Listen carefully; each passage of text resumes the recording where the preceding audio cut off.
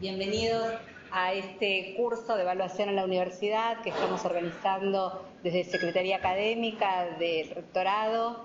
Queremos darles la bienvenida a la profesora Camiglioni y agradecerle que esté con nosotros dando inicio a este curso que está previsto a partir de 3 encuentros por videoconferencia y un trabajo entre tiempos en el aula virtual. Así que la primera videoconferencia de hoy, la profesora va a abrir y a presentar distintos temas vinculados con la evaluación y a partir de hoy vamos a ir recibiendo las preguntas de ustedes en el aula virtual para que en los próximos encuentros la profesora pueda ir retomándolos. Así que bueno, muchas gracias Alicia. No, gracias Fabiana, estoy muy contenta de estar acá y de poder tener una ocasión de interactuar con ustedes y con algunas regionales en las que yo he enseñado, he sido profesora de algunas de ustedes y sé que hay algunos conocidos míos y amigos acá también, así que bueno, los saludo muy especialmente. Vamos a hablar de temas relacionados con la evaluación, específicamente con los problemas que plantea el diseño de un programa de evaluación de los aprendizajes de un curso, que sería, dentro del reglamento actual, una de las piezas que hay que tener en cuenta cuando se hace la programación, la planificación del curso de la asignatura que ustedes estén enseñando. Por lo tanto, vamos a mirar la evaluación particularmente en relación con esos problemas. Los temas sobre la evaluación son siempre muy complejos, tienen muchas cuestiones que hay que tener en cuenta, vamos a ir tratando de desgranarlas, pero sobre todo ahora nos vamos a concentrar específicamente en esta cuestión. Tenemos que diseñar un programa de evaluación para el curso que vamos a dictar. Tenemos que planificar ese curso y entonces, ¿cómo hacemos?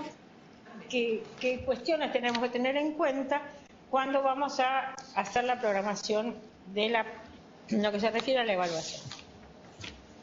En primer lugar, nos hacemos siempre una pregunta.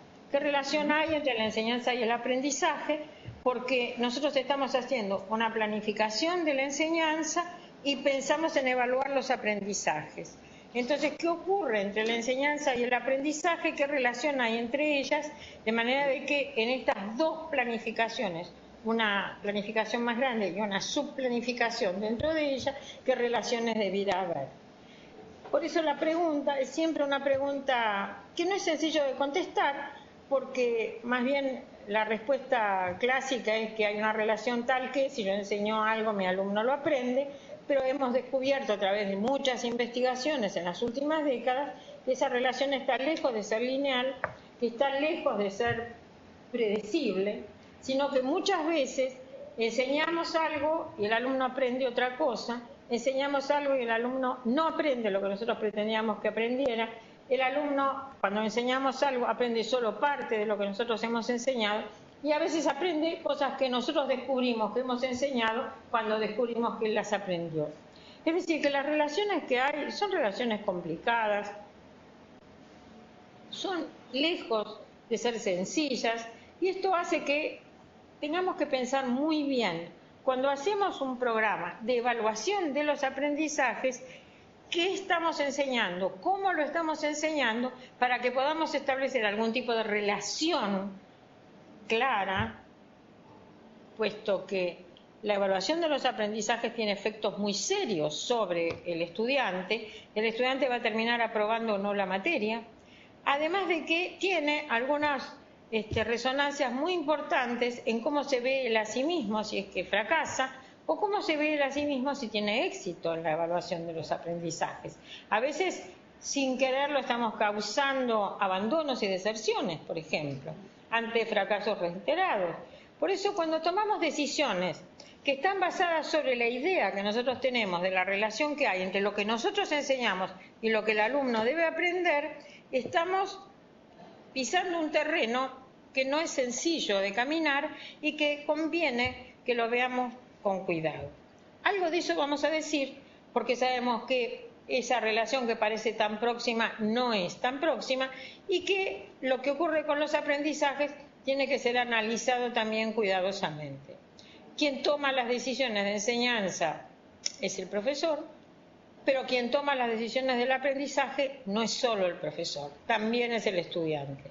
Así que vamos a ver algo acerca de qué implica la actividad que realiza el estudiante para aprender. A esta actividad la llamamos estudiar. ¿Qué es estudiar? Decimos que es el conjunto de actividades que alguien realiza intencionalmente para aprender algo. Es una definición sumamente amplia, porque, por ejemplo, acá tenemos un estudiante que está sentadito leyendo y eso es estudiar. Acá tenemos otro grupo de estudiantes que están realizando una actividad entre ellos, lo cual supone a lo mejor ver materiales, discutir, plantearse problemas, hablar sobre la materia. Y también tenemos al lado otra manera muy clásica de estudiar, que es estudiar con un lápiz o una lapicera en la mano, materiales escritos, ir anotando cosas, subrayando, por ejemplo, y podría seguir ejemplificando de muchas maneras lo que son las actividades de estudio. De hecho, si alguien quisiera aprender habilidades motrices, aprendería estudiando, es decir, ejercitando esas habilidades motrices. Pero eso sería también una actividad que está englobada dentro de esta definición de estudio. Estudio es la actividad que realiza el alumno para aprender. Quiere decir que si el profesor enseña, si el profesor dice que va a enseñar, el alumno tiene que aprender y eso es lo que el profesor va a evaluar. ¿Es tan sencillo establecer esa relación? Bien, veamos. En un programa de evaluación de los aprendizajes que integra la programación de la materia, lo que están diciendo es que tiene que haber una descripción del enfoque que adopta el profesor para enseñar esa materia y la modalidad de evaluación que va a utilizar para saber si los alumnos efectivamente han aprendido. ¿Qué tiene que plantearse en esa planificación? ¿Qué trabajos van a tener que hacer los alumnos para que demuestren que lo aprendido, los componentes fundamentales de esa materia que se van a enseñar, efectivamente han sido aprendidos por los alumnos? ¿Qué otra cosa van a tener que colocar? Evidentemente las fechas en las cuales estas evaluaciones se van a realizar. Mínimamente aparecen estas cosas, pero se nos plantean muchos problemas adicionales porque el tema de la evaluación es un tema sumamente amplio donde juegan muchos factores al mismo tiempo. A ver, veamos. Decíamos que las relaciones entre la enseñanza y el aprendizaje no son sencillas de entender. ¿Y qué pasa si colocamos también la evaluación dentro de esta interacción? El profesor enseña, el profesor decide cómo va a evaluar y el alumno aprende. Pero ocurre que buena parte de la investigación que se ha ido realizando sobre estos temas ha demostrado que la relación que hay entre la enseñanza, la evaluación y el aprendizaje se caracteriza particularmente porque, así como el profesor decide cómo enseñar y decide cómo evaluar, lo que prácticamente influye más sobre el aprendizaje es lo que decide evaluar, cómo va a evaluar, que la enseñanza misma. Es decir, que las decisiones que toma el profesor, las decisiones que toma el profesor respecto de qué evaluación va a hacer, qué modalidad de evaluación, qué instrumentos de evaluación va a utilizar, son decisivos a la hora de aprender, porque lo que define cómo estudia el alumno es precisamente la forma en que él percibe que va a ser evaluado. Acá nosotros decimos, miren, el alumno estudia, el alumno toma decisiones acerca de cómo estudiar. ¿Cómo toma esas decisiones? Muchas veces en términos de cómo él percibe que va a ser evaluado. ¿Qué pasa entonces con la evaluación? Cada modalidad y cada formato de evaluación de los aprendizajes evalúan cuestiones diferentes, aspectos, dimensiones, diferentes tipos de aprendizajes diferentes. Cada uno de las modalidades y de los distintos tipos de instrumentos. A esto llamamos formatos de evaluación. Si cada uno evalúa cosas diferentes, para poder evaluar el todo, yo tengo que combinar distintos tipos de instrumentos. No me alcanza con elegir uno, hay algunos que efectivamente son más abarcativos que otros, pero de todas maneras tengo que lograr una buena combinación y la buena programación de la evaluación va a depender de la combinación que yo haga de modalidades que me permitan cumplir todas las funciones que tiene que tener la evaluación y de instrumentos que me permitan apreciar distintos tipos y aspectos de los aprendizajes. Por lo tanto, acá estamos diciendo, hay que combinar adecuadamente diferentes formatos y las funciones de la evaluación no dependen solo del formato del instrumento, sino de qué se hace con los resultados de la evaluación, para qué se usa. Y se usan para cumplir distintas funciones. Por eso decimos que si vamos a hacer una planificación pedagógica de la enseñanza de nuestra materia y vamos a resolver pedagógicamente cómo vamos a evaluar los aprendizajes, tiene que ser coherente esos dos enfoques pedagógicos. El enfoque pedagógico que adoptamos en la enseñanza y el enfoque pedagógico que adoptamos en la evaluación de los aprendizajes.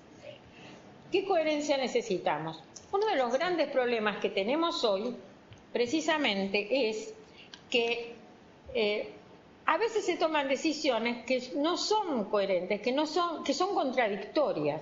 Por eso, hoy lo que siempre nos preocupa es lo que se dice lograr el alineamiento entre lo que se enseña y lo que se evalúa. Y como vamos a ver, para lograr esto tenemos que tener en cuenta algunos factores que intervienen en la planificación. Acá decimos, tienen que ser coherentes el enfoque pedagógico general, los propósitos que se han declarado en el programa, en la planificación del curso, y los objetivos del aprendizaje, así como se declaran en el curso y les son comunicados a los alumnos, porque los alumnos necesitan saber qué se espera que ellos aprendan. Pero no solamente esto es lo que tiene que ser coherente. Tiene que ser coherente con actividades desarrolladas por los alumnos antes en clase, porque cuando nosotros hacemos una planificación del curso, nos interesa, es cierto, un enfoque pedagógico general, propósitos y objetivos, pero tenemos que tener en cuenta que para lograrlos el alumno tiene que tener algunas experiencias de aprendizaje y que esas experiencias las va a obtener, las va a vivir realizando actividades de aprendizaje. Por lo tanto, cuando planificamos el curso tenemos que pensar qué clase de actividades programamos nosotros que realicen los alumnos. Entonces, programadas las actividades, nos vamos a encontrar con que el alumno, para realizarlas, es probable que tenga que realizar ciertas tareas. Las tareas tienen que ser coherentes con las actividades con los objetivos, los propósitos y el enfoque pedagógico. Pero al mismo tiempo, sabemos que el alumno tiene que realizar actividades de estudio, y que del estudio va a depender de lo que él aprenda. ¿Y quién toma las decisiones respecto de cómo va a estudiar? El profesor las puede orientar, pero de hecho, quien toma las decisiones fundamentales respecto de cómo va a estudiar, cuánto va a estudiar, qué va a estudiar, cómo va a estudiar, es el estudiante. Por eso, la programación la puede hacer el profesor, la programación de la enseñanza, la programación de la evaluación. Pero hay un aspecto fundamental que tiene que ver con el aprendizaje que depende de las decisiones que toma el alumno. Y esas decisiones son las decisiones de cómo va a estudiar, qué, cuándo, etc. Y con qué concentración, sobre todo, va a estudiar. Ahora, siendo así, el profesor sabe que él, a través de la enseñanza, está dando orientaciones respecto del estudio. Por eso digo, tiene que haber coherencia también respecto de todas las actividades que el alumno va realizando en el transcurso de la cursada, por ejemplo, y las actividades de estudio que el alumno va a emprender. Otro otros aspectos que también tiene que tener en cuenta el profesor cuando está haciendo esta planificación es que tiene que haber coherencia con el tiempo que él asigna a dos cosas. Una es a la preparación del trabajo que el alumno tiene que realizar para estar en condiciones de encarar la evaluación. Y segundo, el tiempo con el que va a contar, del que va a disponer para poder realizar la tarea que está fijada en la consigna de la evaluación. Por esa razón, estoy insistiendo mucho en que las dos cosas son fundamentales. Los estudiantes no son iguales, son diferentes. Todos sabemos que son todos diferentes. La atención a la diversidad es uno de los aspectos importantes de la educación hoy. Ya no podemos pensar que todos los estudiantes son iguales, se diferencian entre sí, y una de las razones por las cuales se diferencian no es que tengan talento o no tengan talento, sino que aún estudiantes que tienen talento, y creo que un talento mínimo para todos, tienen todos, es el ritmo del aprendizaje. El ritmo del aprendizaje sí es diferencial. A estudiantes con el mismo nivel, por ejemplo, de talento para cosas determinadas, el ritmo del aprendizaje puede ser diferente y algunos pueden ser lentos y otros veloces. Un estudiante puede ser lento y ser sumamente capaz, talentoso, es decir, capaz de realizar un muy buen trabajo, pero es lento, necesita tiempo. Hay otros que son mucho más veloces y que ese mismo trabajo lo pueden hacer en menos tiempo. Cuando yo evalúo, si no doy el tiempo necesario, en realidad condeno al fracaso al alumno que es lento. El alumno lento necesita disponer del tiempo. Por lo tanto, en las evaluaciones yo corro el riesgo de dar un tiempo de preparación que es escaso para el alumno que es lento, así como también tengo que reconocer para el alumno que dispone de poco tiempo para estudiar. La preparación entonces nunca va a ser totalmente satisfactoria porque no llegó a disponer del tiempo necesario. Hay otros alumnos que son veloces y que en ese tiempo sí van a poder demostrar que son capaces de realizar un trabajo muy completo y que han logrado un gran aprendizaje. Los otros a lo mejor también lo lograron, solo que no lo pueden demostrar porque el tiempo es escaso. Por eso digo, el tiempo es uno de los factores más críticos en los cuales tenemos que poner atención. Cada vez enseñamos más cosas en nuestras materias y cada vez los alumnos tienen menos tiempo para pensar. Y si no tienen tiempo para pensar, están reducidos, como suele suceder. ¿Qué hacen los alumnos como una técnica de supervivencia cuando el tiempo no les alcanza para pensar? Estudian de memoria. Estudian de memoria lo suficiente como para poder reproducir de alguna forma esa información, ese material o la resolución, por ejemplo, de problemas, pero que se hace mecánicamente, que no se llegan a comprender acabadamente. Para comprender hace falta tiempo. Algunos estudiantes necesitan más tiempo que otros. Y las decisiones que nosotros tenemos que tomar respecto de cómo usamos, cómo administramos nosotros el tiempo, son fundamentales. Quiere decir que un aspecto muy importante en la planificación de la enseñanza y en la planificación de la evaluación es cómo distribuimos los tiempos de que disponemos para la enseñanza y la evaluación. Pero no solamente tenemos que tener en cuenta el enfoque pedagógico, los propósitos, dijimos los objetivos. También dijimos tenemos que tener en cuenta las actividades y tareas que realizan los alumnos, así como las actividades de estudio y el tiempo. También tenemos que tener en cuenta que los materiales y las fuentes que los alumnos van a utilizar para el aprendizaje de la materia tienen que ser considerados muy cuidadosamente porque son los materiales que van a servir de base en los aprendizajes y los materiales que van a ser utilizados para el aprendizaje, para la evaluación. Pueden estar o no diferenciados, a veces se diferencian. No es necesario, porque bueno, hoy están abiertas tantas fuentes de información disponibles que hoy es prácticamente imposible regularlas. Pero lo que sí puede haber es un material destinado, preparado por los profesores específicamente para facilitar el aprendizaje durante la enseñanza y para las evaluaciones. El material y las fuentes tienen que ser pensadas y cuidadosamente establecidas en los planes de enseñanza y de evaluación. Así que las dos cosas, cuando nosotros decimos vamos a tomar una evaluación determinada, por ejemplo, alguna instancia de evaluación, los parciales que hay que tomar, tenemos que establecer con toda claridad cuáles son los materiales y las fuentes que van a ser utilizados con ese fin, dejando abierta la posibilidad de que se consulten otros. Pero los tiempos tienen que ser adecuados para el tipo de trabajo que hay que hacer.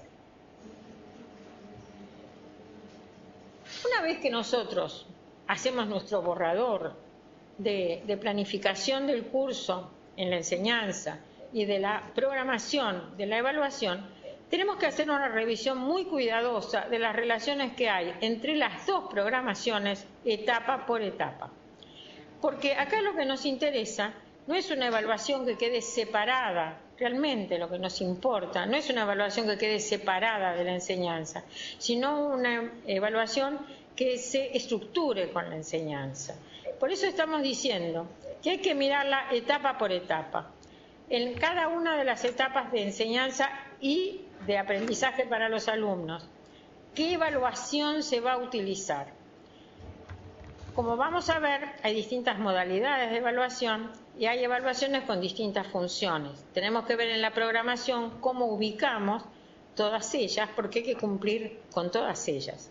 Y decimos sobre todo que tiene que acompañar a la enseñanza, al estudio y al aprendizaje, porque nosotros necesitamos orientar las actividades de estudio de los alumnos. No digamos sobre todo en los primeros años. El primer año es un año decisivo respecto de este salto que pega el alumno entre la escuela secundaria y la universidad. Esta situación de pasar de una clase de institución a otra clase de institución es un proceso de transición muchas veces difícil de cumplir y que a veces justamente explica la pérdida de matrícula durante ese primer año.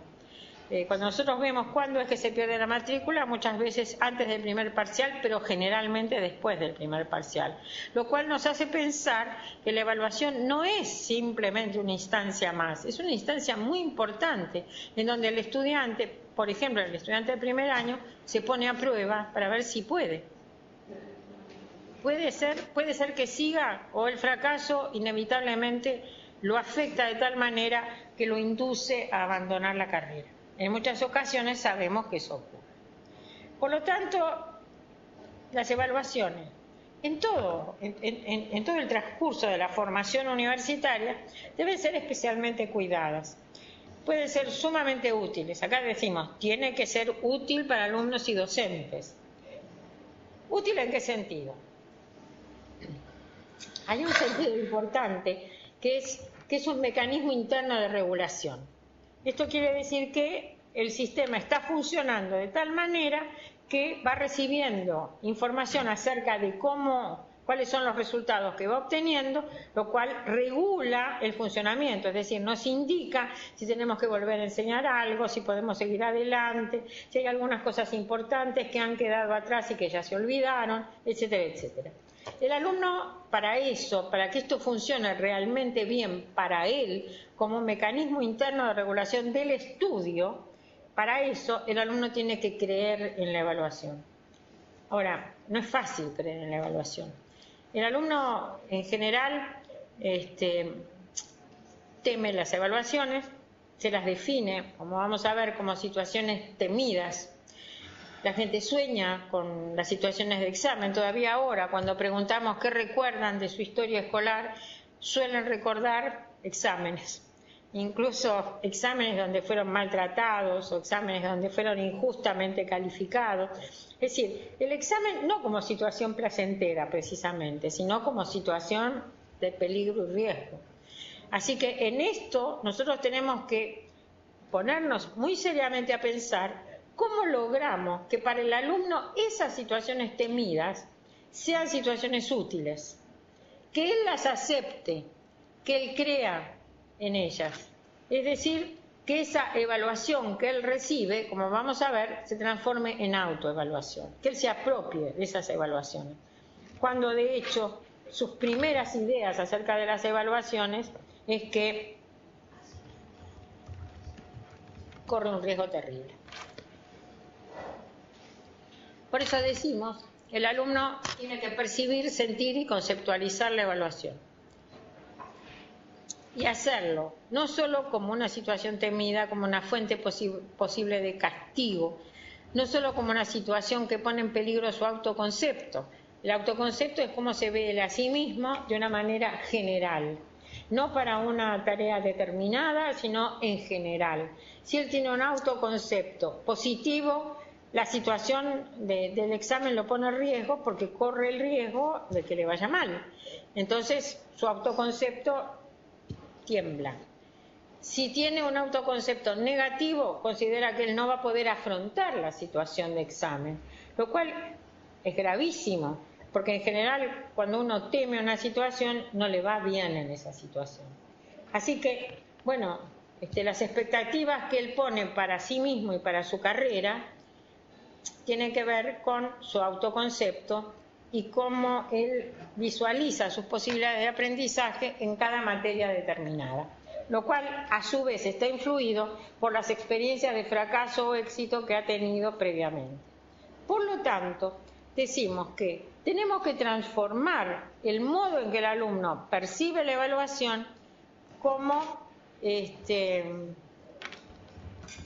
para que la vea como un recurso que a él le puede servir para mejorar.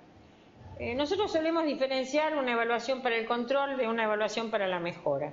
A veces la evaluación necesita cumplir con una función de control, porque bueno, nosotros estamos entregando en una universidad títulos profesionales, tenemos una responsabilidad social, nosotros estamos garantizando que los estudiantes que se gradúan poseen todos los conocimientos y habilidades necesarios para ejercer con calidad, responsabilidad, con ética, la profesión. Y si es así, nosotros también somos responsables. No es que yo pueda decir la evaluación no sirve para nada como control. Sí sirve como control porque, bueno, nosotros estamos dando fe en los diplomas de que esa persona efectivamente puede ser habilitada para el trabajo profesional. Pero de todas maneras, hay una serie de funciones que se cumplen para la mejora en el curso del aprendizaje del alumno que no pueden de ninguna manera ser dejadas de lado, que son las funciones más positivas que tiene la evaluación respecto del aprendizaje de los alumnos. Por eso digo que él no vea a la evaluación ni como una pérdida de tiempo, ni como algo que es alternativo respecto de otras cosas que le gustaría hacer, sino que él vea que la evaluación es una instancia en la cual él también puede aprender. Él viene a la universidad para recibir un diploma, ciertamente, pero también viene para aprender. Suponemos que el aprendizaje es la vía por la cual él va a acceder precisamente a ese diploma. Por eso, vuelvo a decir, una evaluación que mejore sus posibilidades de aprender debiera poder ser aceptada, pero nosotros luchamos contra un prejuicio tremendo respecto de la evaluación. Y creo que justamente uno de los prejuicios más difíciles de combatir, como recién conversábamos con una colega de otra regional, es esta unión indisoluble que hacen los estudiantes entre evaluación y calificación. Lo que tenemos que aprender es que hay evaluaciones que no califican, que no están hechas para ponerle calificación al alumno, sino que están hechas para darle información para que él pueda mejorar su aprendizaje. Por eso decimos, a los ojos del alumno, ¿cómo debiera ser la evaluación para que él pueda creer en ella? Decimos, en primer lugar, tiene que estar justificada. Justificada quiere decir que haya fundamentos, que uno pueda argumentar, que uno pueda decir, esta evaluación que yo estoy tomando en este momento se justifica porque pretendemos que logres tales propósitos, estos objetivos, porque realizamos estas actividades de aprendizaje, lo que te estamos pidiendo que hagas está dentro del orden de los aprendizajes que habían sido orientados por la cátedra. Los contenidos de alguna manera también han sido abordados y tengo que decir con toda claridad que siempre hay una diferencia entre lo que se ha hecho durante el proceso de enseñanza y estas actividades que se le pide que hagan en el momento de la evaluación. hay una diferencia. Cualquiera de nosotros puede decir, en la evaluación no le voy a tomar el mismo problema que le enseñé antes a resolver, no le voy a plantear el mismo caso que antes tuvo que analizar, no le puedo dar el mismo ejemplo que antes le di para que resolviera o el mismo problema. Quiere decir que tiene que haber una diferencia entre lo que el alumno ha realizado en el proceso de enseñanza y para él de aprendizaje, sobre el cual él ha estudiado también, y tiene que haber una diferencia, decía, con la actividad que él tiene que realizar en el momento de la evaluación. Es cierto, tiene que haber un salto, pero lo que nosotros tenemos que tener absolutamente claro es que tenemos que plantearle actividades en la evaluación que el alumno esté en condiciones de realizar. Que si hay un salto y hay una diferencia entre lo que antes hizo y lo nuevo que ahora se le presenta, entre ambas cosas haya un puente que él pueda atravesar, que nosotros estemos seguros de que puede atravesar. Si acá tiene que resolver una clase de problema, antes aprendió a resolver esa clase de problema. Ahora él tiene que descubrir qué clase de problema es este, cuál es la analogía que puede haber con otros problemas que antes realizó. Como vamos a ver, este es uno de los temas que hay que cuidar más y que tiene que ver con decisiones de enseñanza y decisiones de evaluación. Tiene que ver con el modo en que uno enseña y con qué cosas son aquellas en las cuales uno pone la atención. Como vamos a ver, hoy sabemos bastante, a través de muchas investigaciones sobre este tema, sabemos bastante respecto de cuándo podríamos decir que la evaluación está justificada, aun cuando plantea una situación nueva respecto de aquella que antes el alumno había aprendido a resolver. Justificada, honesta. Las decisiones que se toman en evaluación, dije, incluso pueden afectar la identidad de las personas, cómo se ven a sí mismas.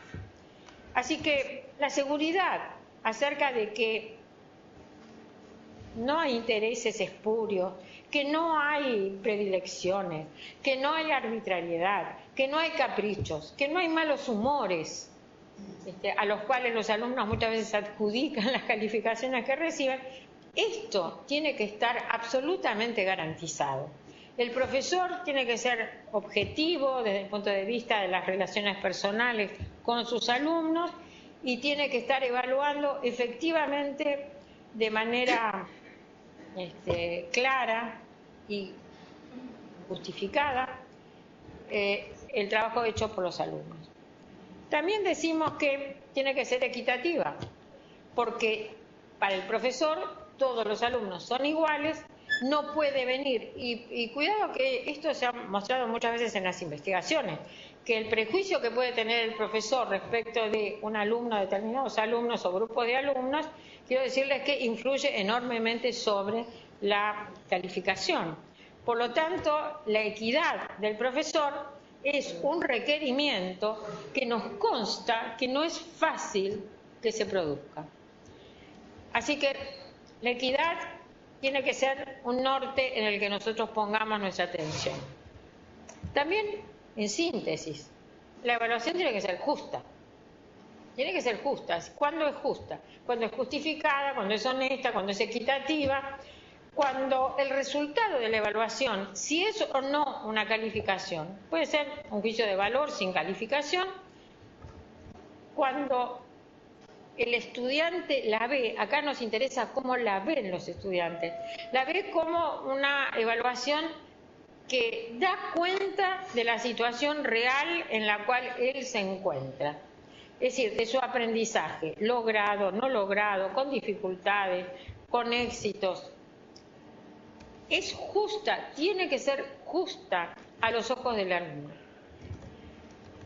Tiene que ser predecible.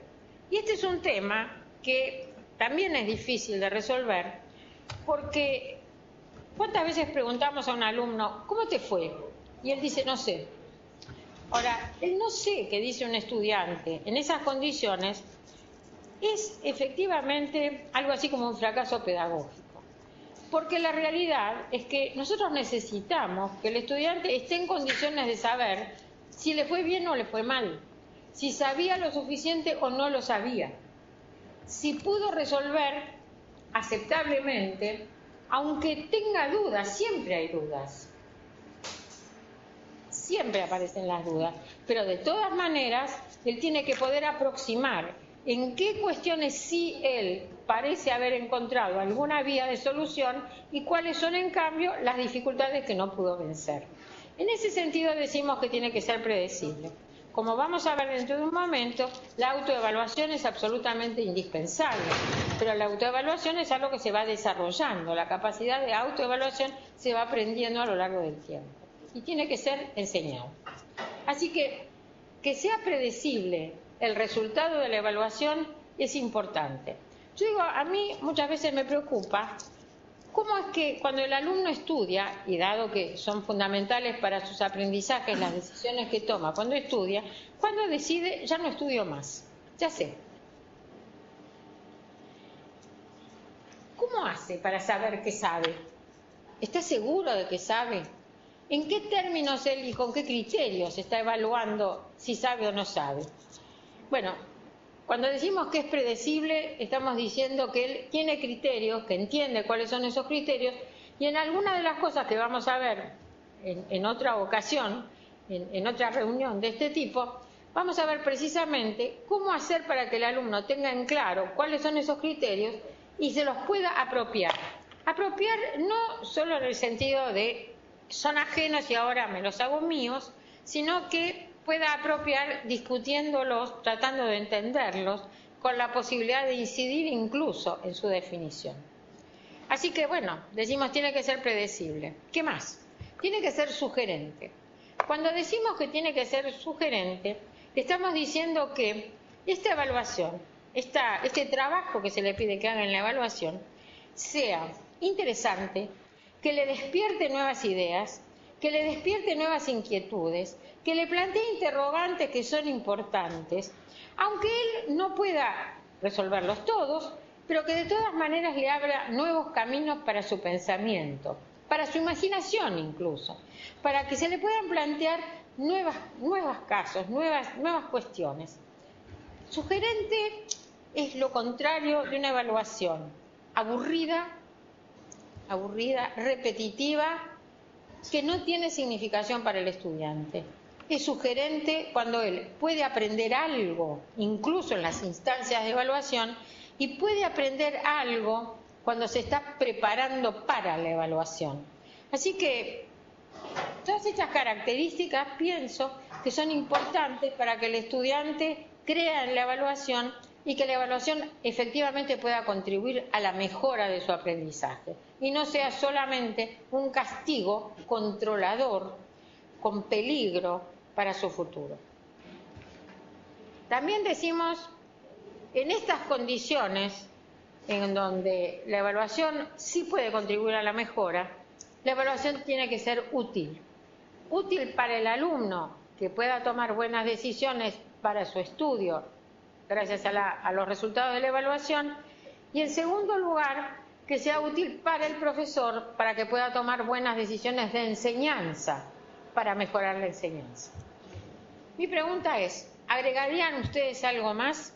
Yo les he puesto acá un cuadro, pueden agregar lo que quieran, a ver si ustedes agregan algunas cosas que para los estudiantes sean importantes.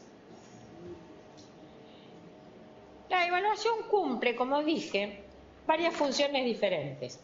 Estas 4 funciones ya son clásicas: la evaluación inicial, la evaluación diagnóstica, formativa y sumativa. ¿En qué consiste cada una de ellas? En una planificación nosotros tenemos que incluir las 4 funciones de la evaluación. Pero como digo, son diferentes y a veces tienen que usar instrumentos diferentes también. La evaluación inicial es aquella que se utiliza cuando se va a iniciar un curso, por ejemplo. Podría ser cuando se inicia una unidad didáctica de un curso también, en donde nosotros tenemos muy claro que hay algunos conocimientos y habilidades que el alumno necesita poseer para poder iniciar el curso y hacerlo con éxito. Esto significa leer nuestra propia propuesta de enseñanza en términos de qué prerequisitos tiene para que el alumno se pueda insertar en el proceso de enseñanza. En esos casos, entonces, nosotros tenemos que tener muy claro, buscar el mínimo necesario. No se trata de averiguar todo lo que sabe el estudiante, sino exclusivamente si sabe eso que indispensablemente tiene que conocer. Porque si no lo conoce, no va a poder iniciar el aprendizaje que se va a iniciar, como digo, en ese momento determinado. ¿Qué solución tenemos si encontramos que hay alumnos que no poseen esos prerequisitos? Les quiero decir que algo tenemos que hacer. Si no lo hiciéramos, los condenamos al fracaso. Porque si hemos dicho que son indispensables, si son indispensables los tiene que conocer. Muchas veces aparecen en las materias correlativas, pero a veces o no fueron dados en las materias correlativas o aparentemente el alumno los olvidó. Y esto pasa. Hay mucha investigación sobre cuánto recuerda el alumno después de las vacaciones y son bastante decepcionantes los resultados. La cuestión es que algo hay que hacer. ¿Qué es lo que se puede hacer? Si son requisitos indispensables y no son fáciles de acceder, entonces hay que enseñárselos. El profesor puede decir, en lugar de empezar por acá, yo voy a empezar más abajo. Y más abajo es un peldaño más abajo en el cual voy a tener que recorrer, voy a tener que dedicar un tiempo a la enseñanza de lo que los alumnos ahora o no recuerdan porque alguna vez lo aprendieron y lo olvidaron o no lo aprendieron nunca. Esa es una opción. La otra opción es decir, les damos un tiempo, por ejemplo, para la semana que viene ustedes van a encontrar un material o nosotros les entregamos un material impreso o tienen un material online preparado, por ejemplo, por la cátedra que garantiza que el estudiante va a poder acceder a esos aprendizajes que necesita indudablemente. Claro, hay siempre una pregunta, ¿puede aprenderlo solo o necesitaría ayuda? Si necesita ayuda, nosotros podríamos orientarlo para que la busque. Puede ser que la propia institución cuente con algún tipo de unidad que se ocupe de esas cosas. ¿Quién puede ayudarlo? Un docente podría estar en condiciones de hacerlo. Puede haber tutores que se dediquen a estas cosas, estudiantes avanzados que ayudan a estudiantes principiantes. Puede haber un compañero del mismo curso que está seguro de que posee esos conocimientos que le puede dar una mano y eso sería lo más sencillo y directo. Puede ser que tenga un hermano que haya hecho la carrera y esas cosas u otro familiar. En fin, nosotros tendríamos que darle una mano para ver cuál podría ser el mejor camino para que pueda solucionar ese problema. Ese problema es serio, muy serio. Y entonces, vuelvo a decir, hay que planificar cómo va a ser el alumno para aprender lo que es indispensable. Eso es lo que localizamos como evaluación inicial. Por eso decimos, es solo sobre, perdón, pero se sale el enchufe. Es solo sobre lo indispensable para el nuevo aprendizaje. Puede ser tanto formal. Yo le podría tomar una prueba con la aclaración de que la prueba nunca se califica. Hay una decisión adicional que es si tiene que ser imprescindiblemente anónima o puede llevar el nombre del alumno. Se ve más amenazante cuando en las primeras clases nosotros pedimos que hagan una prueba. Por lo tanto, a veces es mejor que sean anónimas, pero va a tener la dificultad de que no vamos a saber quién necesita ayuda para aprender lo que no sabe y quién no necesita ayuda. Así que bueno, esta es una cuestión que hay que ver en la situación, cómo se resuelve. Hay que crear un ambiente de confianza, lo cual, vuelvo a decir, no ocurre cuando nosotros entramos el primer día de clase y le decimos saquen una hoja y le tomamos una prueba de evaluación inicial. Y lo que sí es seguro, no la calificamos, y le tenemos que dar inmediatamente la información al alumno, porque el primer interesado en poder resolver el problema de esas ignorancias o omisiones o errores que está cometiendo es el propio alumno. Nosotros estamos recogiendo información para él, se la tenemos que dar lo más rápido posible. Otra función de la evaluación es la evaluación diagnóstica. La evaluación diagnóstica está destinada a saber, cuando el alumno comete un error, cuál es la causa de ese error o cuáles son las causas de esos errores. Para eso también tenemos que ser capaces de diferenciar distintas clases de errores, porque hay errores que son generales, que tienen que ver con el pensamiento, con incapacidad para encarar, por ejemplo, para ofrecer argumentos en una materia en donde esto se va a trabajar necesariamente, en algunas ocasiones, tanto en ciencias naturales como en ciencias sociales, la capacidad de argumentación, bueno, mucho más en humanidades, es indispensable. Bueno, si encontramos que el alumno no tiene esas habilidades o está cometiendo errores en la argumentación, lo cual es bastante serio, en ese caso entonces nosotros decimos, hay problemas que son problemas generales o hay problemas que son específicos, mal manejo de un determinado concepto o de algún procedimiento, por ejemplo, en una determinada disciplina. La otra diferenciación que tenemos que hacer entre los errores es entre errores sistemáticos y errores por azar. Los errores sistemáticos o conceptuales y los errores por azar son realmente diferentes porque el error por azar se podría solucionar si uno logra que el alumno ponga atención. Uno le dice que revise, por ejemplo, antes de entregar su trabajo. Pero el error sistemático a veces sí es previsible. Para el profesor con experiencia muchas veces son errores que sabe que se van a cometer y entonces hay dos posibilidades. Que deje que se cometan y que entonces busque cómo solucionarlos o que trate de prevenirlos. La evaluación diagnóstica en general sí vale la pena trabajarla cuando hay errores conceptuales o errores sistemáticos. Hay que trabajar con los alumnos porque hay que ver cuál es la causa de esos errores. Las causas pueden ser diferentes y entonces es necesario que el alumno pueda aprender. Recuerdo un caso, por ejemplo, de un Antoine Baudin, un didacta de la matemática, que cuando llega a un aula les pregunta a los chicos de la escuela primaria cómo se calcula la superficie de un triángulo. Los chicos le contestan todos bien, casi el 100% de los chicos le contesta base por altura sobre 2.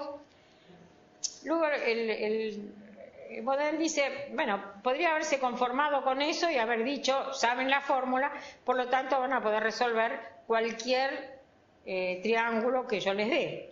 Pero él no creía eso, entonces les dio un triángulo con las medidas de base y altura y les dijo que lo calculen. Pero solamente el 70% de los chicos lo pudo calcular. Eso quiere decir que uno puede saber la fórmula, pero no saberla utilizar. Hubiera podido quedarse con eso, pero no se quedó con eso. Les dibujó un triángulo, no les puso las medidas y les dijo, calculen la superficie de este triángulo. Y solamente el 46% de los chicos lo pudo resolver.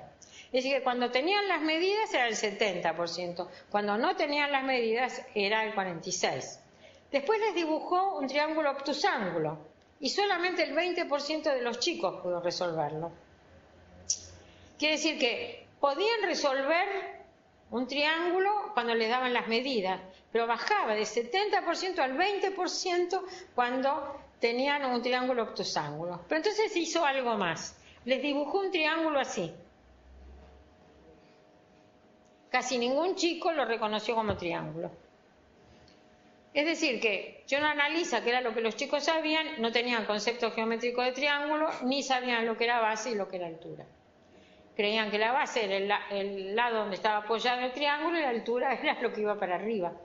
Pero bueno, tantas veces habían visto dibujado el triángulo de esa manera que en realidad habían aprendido que un triángulo siempre está apoyado sobre un lado que se llama base. No sabían que había 3 bases y 3 alturas.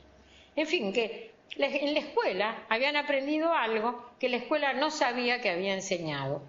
Por eso digo, saber cuál es la causa de los errores es absolutamente indispensable si uno quiere quiere efectivamente que los alumnos corrijan los errores. Y quiero decirles que a veces se cometen errores que uno ni se imagina que pueden estar apareciendo. Hay que concentrarse, a veces no en todos los errores, sino en unos pocos y trabajar en profundidad esos pocos. Planificar la corrección con los alumnos. Otra función de la evaluación es la evaluación formativa. Tengo que decirles que hoy es la que es considerada la más importante de las funciones de la evaluación. Se realiza cuando el trabajo del alumno todavía no está terminado, en el transcurso de la producción de trabajos, de aprendizajes, y sirve para darle orientaciones al alumno y al docente. ¿Con qué objetivo? Este es un caso clarísimo, para mejorar el aprendizaje. Se considera que la evaluación solo puede ser formativa y llamada formativa cuando es justa, es decir, que cuando la orientación que se le da al alumno es correcta y si los estudiantes creen en ella, la aceptan. Los estudiantes tienen que pensar que esto que se les está ofreciendo como información acerca de su desempeño, con el objetivo de que mejoren su desempeño, si creen en esa evaluación, sí la van a adoptar.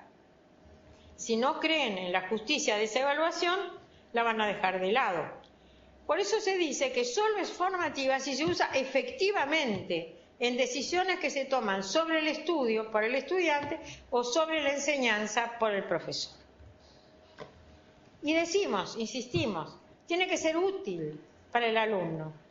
¿De qué manera? Ofreciéndole orientaciones para que mejore su aprendizaje. Y tiene que ser útil para el profesor para que tome buenas decisiones para adaptar la programación que había hecho de la enseñanza a las condiciones reales, específicas, que se le van planteando en el desempeño cotidiano de su trabajo docente. ¿Qué características entonces tiene la evaluación formativa? En primer lugar, está integrada en la enseñanza. No es que hay momentos de enseñanza y momentos de evaluación separados, sino que se enseña cuando se está evaluando y se evalúa cuando se está enseñando. No se emplea para justificar la calificación. Y digo esto porque en investigaciones que se han hecho sobre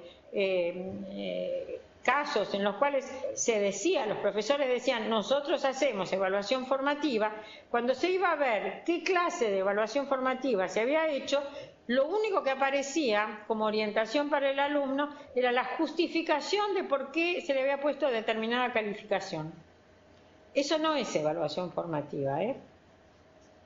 Uno puede justificar en cualquier caso que ha colocado una calificación u otra, pero para que sea formativa, en principio no nos interesa la calificación. Este es un caso en donde en realidad se recomienda no calificar, a veces es necesario, porque para el profesor es necesario contar con notas, pero en principio el objetivo no es, ante los ojos del alumno, justificar la calificación. Por eso, no se marcan solamente los errores, también se marcan los aciertos. Hay que marcar las dos cosas. No se hace evaluación formativa solo para los alumnos que cometen errores, para los alumnos débiles, digamos, para todos. Incluso los mejores alumnos también tienen que recibir evaluación formativa para que reafirmen lo que han hecho bien, pero porque siempre se puede mejorar toda producción. El mejor alumno también puede mejorar su desempeño. Reduce los tiempos destinados a la evaluación sumativa, porque en la medida en que nosotros vamos interviniendo en el aprendizaje del alumno y le vamos dando información, esas evaluaciones sumativas largas y complicadas no son necesarias porque nosotros ya tenemos mucha información sobre el desempeño de ese alumno. Mejora los resultados del aprendizaje. Las investigaciones han mostrado, pero quiero decir que masivamente, en investigaciones que se hicieron desde el jardín de infantes hasta la finalización de la universidad, en distintos países, en distintas instituciones, carreras universitarias, estudiantes diferentes, profesores distintos, se ha comprobado que, instalado un verdadero sistema de evaluación formativa, los aprendizajes de los alumnos mejoran. Se pueden usar diferentes formatos, distintas clases de instrumentos de evaluación. no están basadas solo sobre calificaciones. Es más, quiero decir que la calificación podría ser muy buena y sin embargo le vamos a señalar que podría hacer algunas cosas mejores. O la calificación puede ser mala y le podemos señalar cómo puede hacer para mejorarla. Los resultados no son mediciones, sino que son retratos. Es decir, son eminentemente cualitativas. No nos interesa la calificación cuantitativa en este caso. Y documentan qué progreso se está realizando el alumno. Es decir, que la evaluación formativa es una evaluación amigable que va tratando de acompañar al alumno y trata de señalarle cuáles son las mejores elecciones que puede tomar, sobre todo en términos de actividades que realiza, de actividades de estudio. Así que la recepción del alumno va a depender de cómo le sea transmitida la evaluación formativa. Dijimos que había una evaluación diagnóstica. Recuerdan ustedes que nos decía cuál era la causa de los errores. Pero lo que tenemos que aclarar es que si hacemos una evaluación inicial, después si se cometieron errores o hay omisiones, hacemos evaluación diagnóstica. Si hacemos evaluación formativa, después hacemos evaluación diagnóstica. Por eso digo que es complementaria de las otras. Nos queda una por ver, que es la evaluación sumativa. Como todos deben saber, la evaluación sumativa tiene como fin, como función, calificar al alumno, decidir la aprobación o no aprobación del curso y su promoción a otro curso. Se emplea entonces no solamente al final del curso, al finalizar el curso, sino que se puede emplear también en momentos intermedios. ¿Por qué digo eso? Porque la decisión respecto de si alguien será aprobado o desaprobado en un curso muchas veces depende de calificaciones que tuvo, por ejemplo, en exámenes parciales, que se tomaron en momentos intermedios. Si en esos exámenes parciales se pone una calificación que luego se promedia con otras calificaciones, ese examen parcial es de evaluación sumativa. Es decir, que siempre que nosotros tomemos instancias de evaluación en las cuales colocamos algo, sea lo que sea que se use, para decidir la promoción del alumno, la aprobación de la materia por el alumno, esas son evaluaciones sumativas. No solo las que se toman al final. Y le vamos a agregar una, porque forma parte de todo este proceso de evaluación, que es la llamada evaluación certificativa, que es la que puede realizar alguien que tiene la atribución de autoridad como para garantizar los resultados de la evaluación. Es alguien que dice, efectivamente, el alumno, en función de las evaluaciones hechas, ha aprobado la materia. ¿Qué hace? Bueno, en una universidad firma la libreta universitaria, hay otras oficinas burocráticas que toman todas esas calificaciones y confeccionan un certificado de estudios y en función de eso se otorga un diploma. Cada una de estos niveles, por ejemplo, con algunos intermedios también, son certificativos. Es hacer pública y dar fe de que una determinada evaluación, por ejemplo, ha sido aprobada. Quiere decir que si vamos a hacer la programación de la evaluación de un curso, comenzamos con una evaluación inicial, podemos seguir, si ha habido errores o omisiones, con una evaluación diagnóstica, hacemos una evaluación formativa. La evaluación formativa, como vamos a ver, acompaña siempre a la enseñanza en todo el curso. Por ejemplo, después de esa evaluación formativa hacemos evaluación diagnóstica, podemos volver a hacer una evaluación formativa o otra evaluación diagnóstica y quizás entre ellas coloquemos, por ejemplo, un examen parcial que sería una evaluación sumativa. A esa evaluación sumativa a lo mejor le agregamos otra y a lo mejor también colocamos al final una evaluación sumativa que puede ser un parcial integrador final o puede ser un examen final. Pero lo que pasa es que esas evaluaciones parciales se diferencian de la evaluación final en que los parciales evalúan partes. En cambio, el final evalúa la posibilidad de integración del todo. Es decir, que el alumno no se limita a sumar lo que estudió en un parcial más lo que estudió en el otro, sino que ahora va a tener que tener una visión integral de la materia. Muchas veces lo que deja afuera esa evaluación integral son los datos precisos.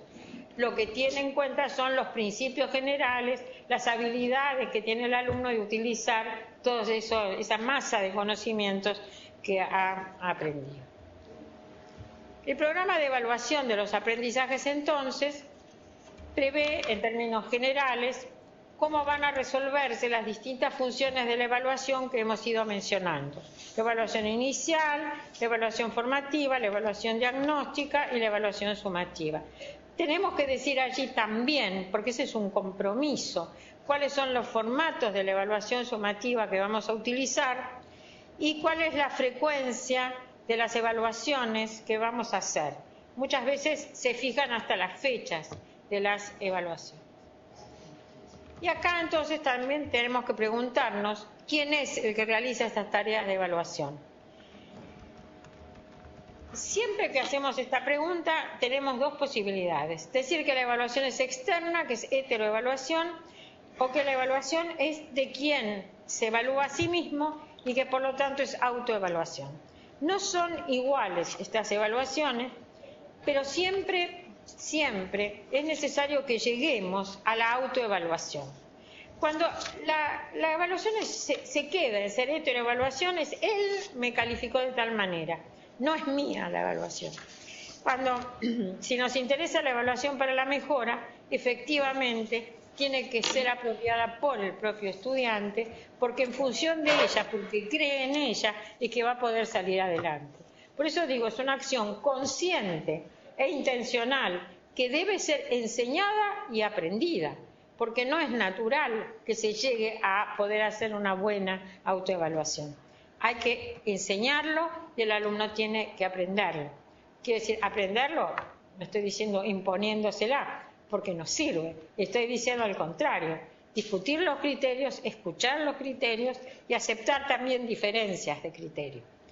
Bueno, entonces estamos diciendo que así como pretendemos que el profesor enseñe al alumno a autoevaluarse, el profesor debe autoevaluarse, por lo cual, en una buena programación de un curso, el profesor debe prever cómo va a evaluar él la calidad de su enseñanza. Él también tiene que autoevaluarse. Generalmente decimos la evaluación tiene un efecto de boomerang. Uno se la lanza a los otros, pero le vuelve a uno. Al profesor le pasa eso. El profesor también tiene que aprender a autoevaluarse. Y entonces vamos a decir que hay distintas modalidades de evaluación.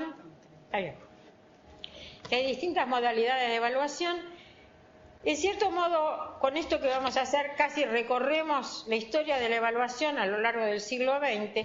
Habría que hacerla con mucho más detalle. Yo voy a tomar simplemente algunas de las ideas.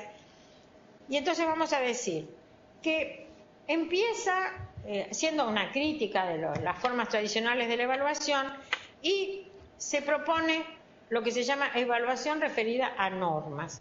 Las normas son construcciones que se hacen sobre la base de los desempeños reales de los alumnos, es decir, que tienen una base empírica. ¿Qué quiere decir esto?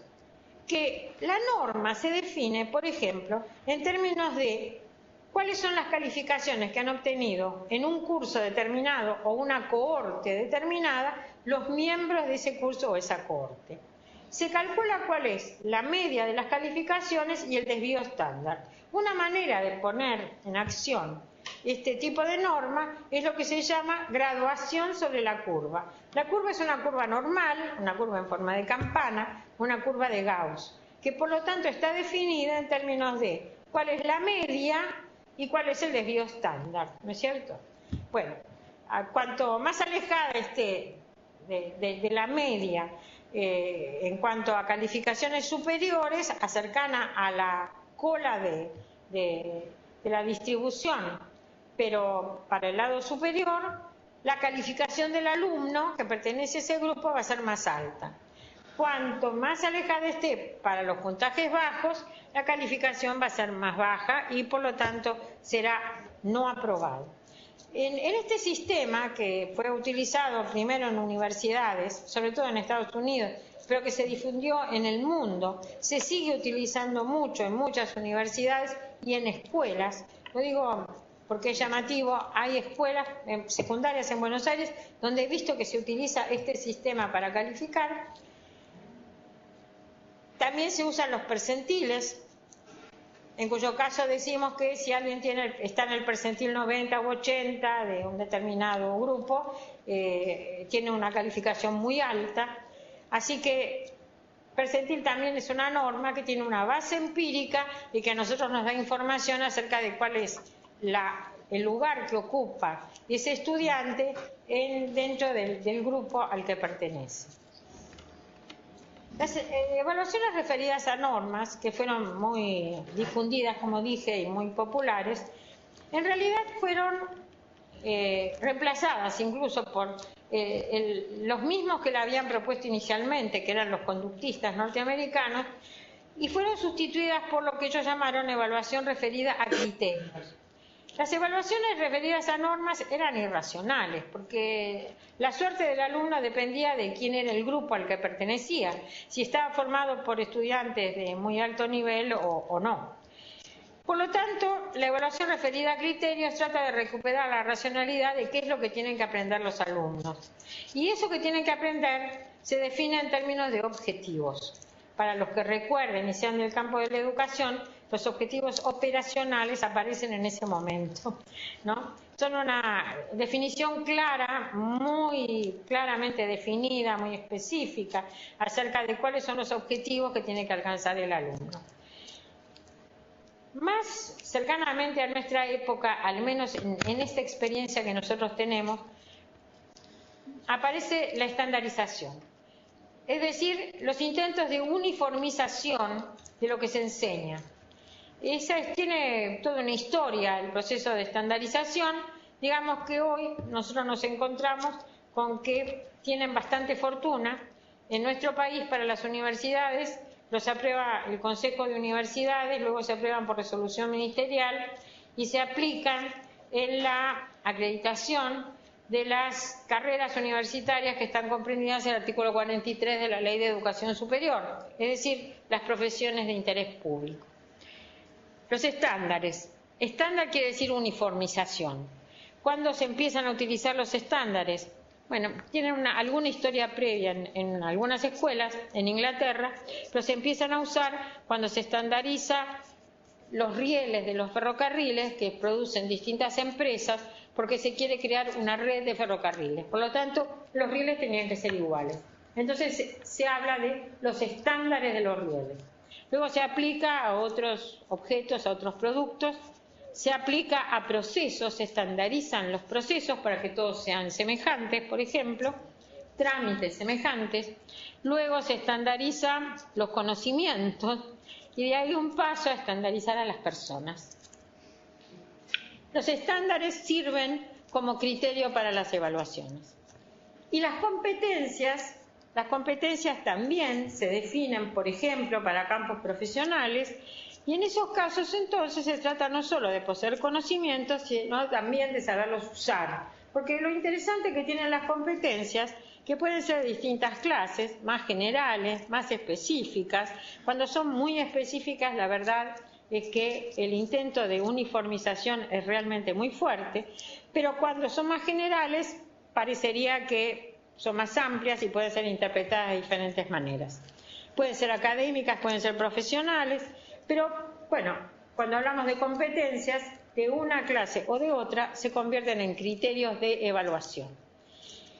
Así que una cosa es la evaluación referida a normas, que como dije tiene una base empírica, es lo que la gente logra realmente y en comparación con los otros yo le pongo una calificación.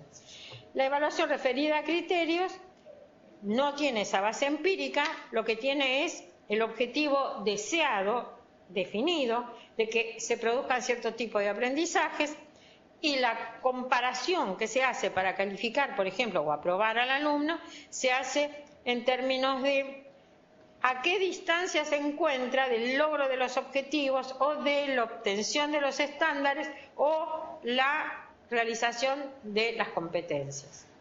Esto es lo que se llama análisis de discrepancia. Él está acá, ¿cuánta distancia hay respecto de ese ideal buscado? La evaluación ipsativa es aquella en la cual ipsos quiere decir a sí mismo. Lo que se hace es comparar al alumno consigo mismo. En la referida norma se lo comparaba con otros, con sus compañeros, por ejemplo. En la referida criterio se la comparaba con cánones preestablecidos. En la ipsativa se lo compara consigo mismo. Y el profesor dice, bueno, antes tenía muchas dificultades, ahora está mejor.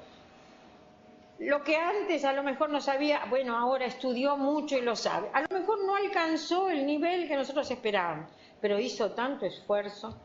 Entonces, esto que estamos diciendo, el alumno antes y después, el esfuerzo, la superación personal, esto es algo que también se evalúa, pero normalmente no da lugar a que se decida sobre esta base aprobar o desaprobar, por ejemplo, en la universidad, a un alumno. Podría ser, sí, en la escuela primaria o en la escuela secundaria, pero en la universidad no, porque nuestra responsabilidad respecto de que estamos habilitando al estudiante a que cuando graduado trabaje como profesional, nosotros somos responsables socialmente respecto de que el alumno efectivamente adquiera los conocimientos que tiene que tener.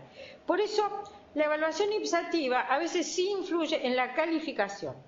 Es decir, que el alumno obtiene algún punto más o menos en función de esa comparación con el esfuerzo que él hace y con ese proceso que está o de mejora o de desmejora presentando en ese momento.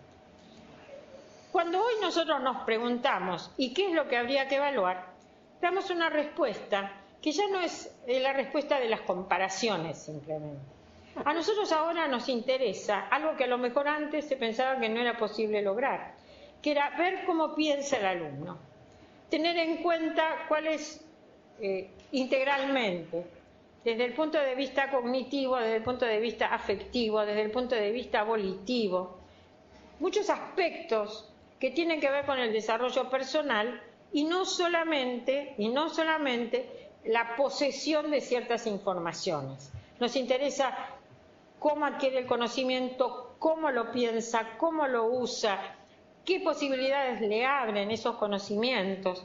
Y por eso nos interesa lo que llamamos desde una postura sociocognitiva constructivista, la formación integral que recibe el alumno, los conocimientos y habilidades que él puede desarrollar, reconociendo que las dos cosas van juntas, porque no es que por un lado el alumno conozca y por el otro lado que tenga una habilidad, sino que la habilidad se desarrolla en términos de conocimientos determinados, lo que implica definir el conocimiento de una manera determinada.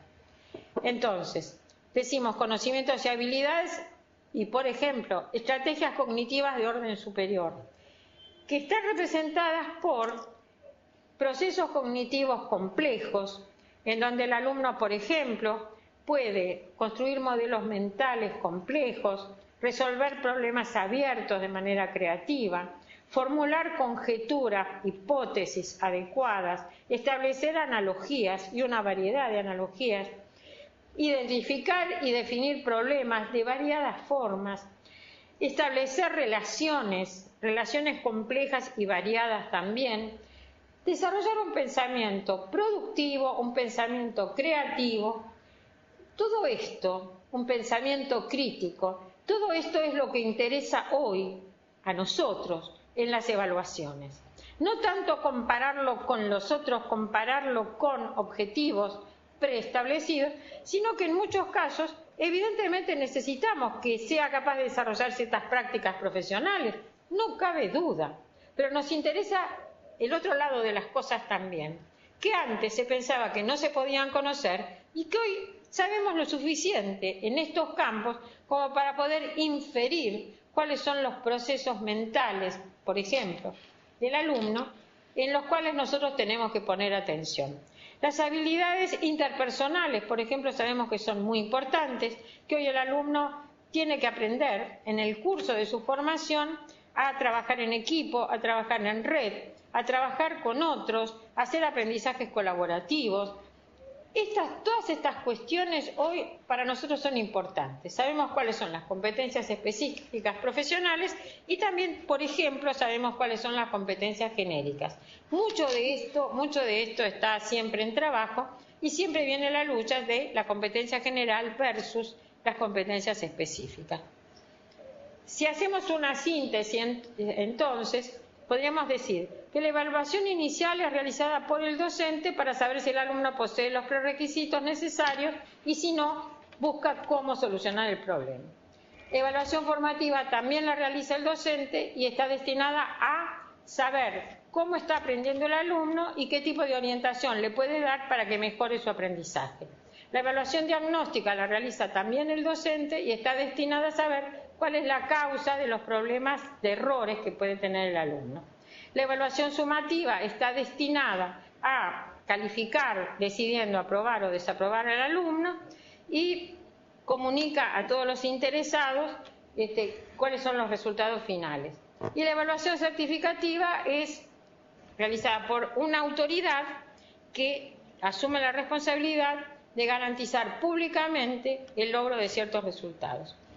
Y acá tenemos un cuadro del cual yo sé que no voy a llegar a completar la explicación porque no nos va a alcanzar el tiempo, pero sí quiero hacer una mínima aproximación a algunas de estas clases de evaluación. Lo que no alcancemos a ver lo vamos a ver en la próxima reunión. Diferenciamos evaluación inmediata de evaluación mediata. La inmediata es aquella que se realiza en el momento en que, dado un aprendizaje, se considera que el aprendizaje ha culminado y que el alumno está en condiciones de demostrar lo que ha aprendido. La evaluación mediata es diferida, es la que se utiliza un tiempo después para ver qué es lo que ha sucedido con el alumno. Para darles un ejemplo, el otro día veíamos con ingenieros electrónicos en una investigación que se hizo en donde los alumnos les decían: recién entendimos lo que aprendimos en primer año cuando estábamos en segundo. Recién entendimos lo que habíamos aprendido en segundo año cuando estuvimos en tercero. Es decir, que hay conocimientos que uno adquiere en determinadas condiciones tales que empiezan a tener algo así como niveles de semicomprensión y un significado que se completa en el momento en que nosotros lo podemos enmarcar en otros nuevos conocimientos en los que adquieren sentido. Muchas veces algo así pasa con las ciencias básicas, si es que uno no vincula la enseñanza de la ciencia básica con los problemas de la profesión para la cual el alumno se está preparando. La evaluación inmediata nos da alguna información, nos dice, bueno, hasta acá hemos llegado y podemos pasar a otra cosa. Pero la evaluación mediata nos dice realmente cuáles han sido los resultados, que en la educación nunca son inmediatos. En la educación siempre se dan a lo largo del tiempo. Por eso la comprensión puede ir ganando con el tiempo y no solamente produciendo olvido. La evaluación de estado se diferencia de la evaluación de proceso. La evaluación de estado es esta que nos dice qué sabe el alumno un día determinado en que le tomamos una evaluación. Mientras la evaluación de proceso plantea la realización de un trabajo en etapas. Y entonces uno le puede decir, por ejemplo, para hacer este diseño de proyecto, yo les voy a dar 3 etapas, les doy 3 fechas diferentes. En la primera fecha ustedes van a presentar el primer borrador. Es objeto de una evaluación formativa por el docente. Se reúne con el alumno, le brinda orientación. En la segunda etapa, el alumno tiene la posibilidad de utilizar todas las orientaciones que le dio el docente para mejorar su trabajo. Y si hacen falta 2 o 3, es una decisión que va a tener el profesor. Algunos alumnos puede ser que les alcance con 2, otras a lo mejor necesitan 3. Pero lo cierto es que si yo tengo evaluaciones solo de estado, tengo fotos. Y si tengo varias evaluaciones de estado, por ejemplo parciales, tengo un álbum de fotos. En cambio, si tengo una evaluación de proceso, yo veo cómo va trabajando el alumno, si es capaz de ir aprendiendo incluso a partir de usar las orientaciones que uno le está dando, y cómo él puede ir planteándose nuevos problemas en el curso de su trabajo y cómo puede ir reorientándolo. La realidad es que cada una puede ser que cumpla una función diferente, pero las evaluaciones de proceso son necesarias, son muy útiles y a mi juicio sí es bueno utilizarlas. Las evaluaciones uninivel y multinivel también se diferencian. Una evaluación uninivel es una evaluación donde, supongamos, yo les digo a los alumnos, resuelvan este problema. Si lo resuelven bien, entonces van a sacar 10. Cuando el alumno, nosotros empezamos a ver cómo lo resolvió, decimos, ah, no, pero acá cometió un error, le bajamos un punto, le bajamos otro punto, y así, supongamos que llega a tener 7. ¿Qué quiere decir 7? Que para obtener 10 había un camino y un resultado deseado. Cuando él saca 7, saca menos, y por lo tanto hay un montón de estratos en los cuales hizo omisiones o errores.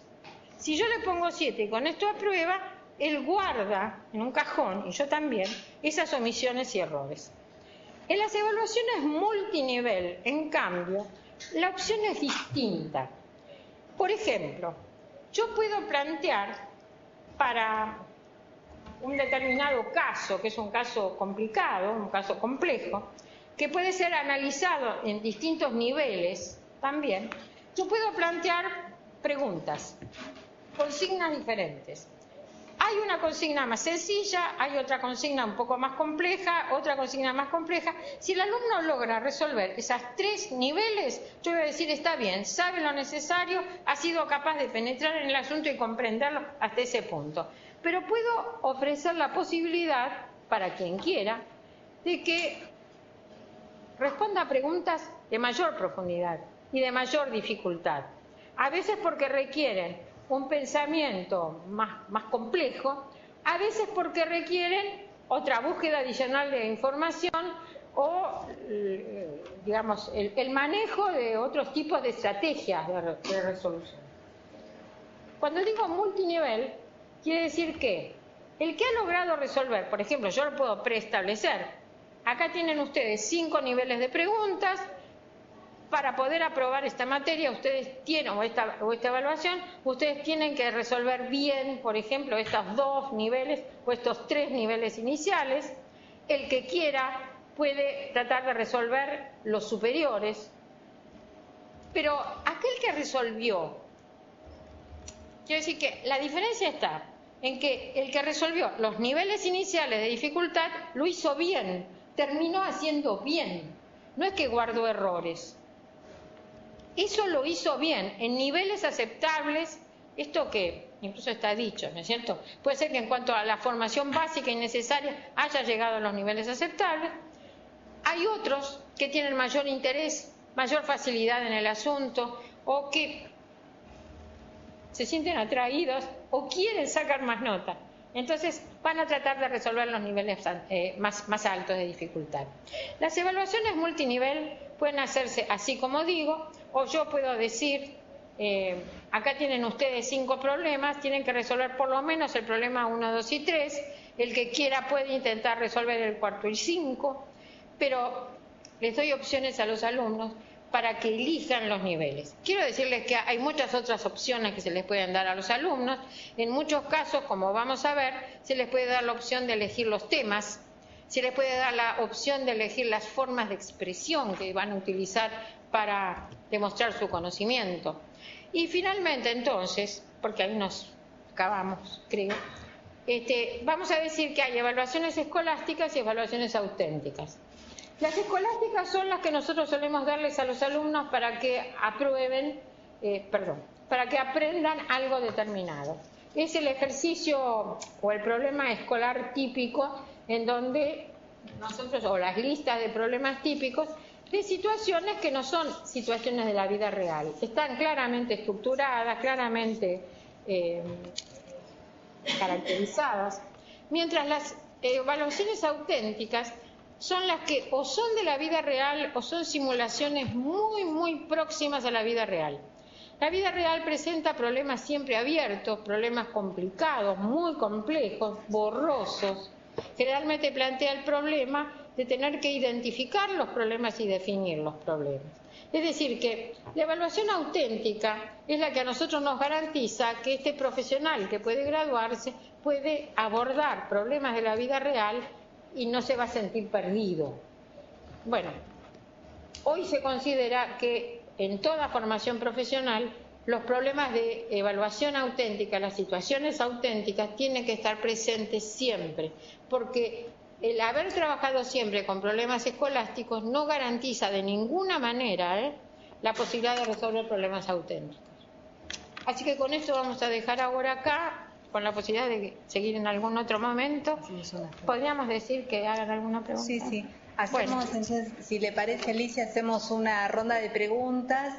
La idea es que las preguntas que no lleguen a presentarse las publiquen en el aula virtual y la profesora para la próxima videoconferencia va a dar respuesta a estas preguntas, ¿sí? Así que ahora hacemos un recorrido por las facultades, yo los voy a ir nombrando, ustedes van preguntando y bueno, y así vamos cerrando porque a las 9:05 se va a cortar la conexión. De paso les pido si pueden enviarnos la planilla de asistencia tal como les pedimos por novedades. Bueno, les vamos a pedir si pueden apagar el micrófono en las facultades que no están hablando. Solamente que quede prendido el micrófono de la facultad que pregunta, ¿sí? Facultad Regional Avellaneda.